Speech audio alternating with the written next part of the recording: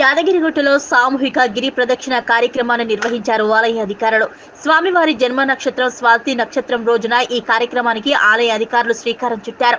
యాదాద్రి ఆలయ కొండ చుట్టూ 3 కిలోమీటర్ల మేర ఏర్పాటు చేసిన ట్రాక్ పై ఈ రోజు జరిగిన గిరి ప్రదక్షిణలో ఆలేరు ఎమ్మెల్యే ప్రభుత్వ విప్ బీర్ల ఐలయ్య, ఆలయ ఈవో భాస్కర్రావుతో పాటు వేలాది సంఖ్యలో భక్తులు పాల్గొన్నారు. గిరి ప్రదక్షిణ పూర్తి చేసిన తర్వాత ప్రదక్షిణలో పాల్గొన్న భక్తులకు నేరుగా స్వామివారి దర్శనం కల్పించారు ఆలయ అధికారులు.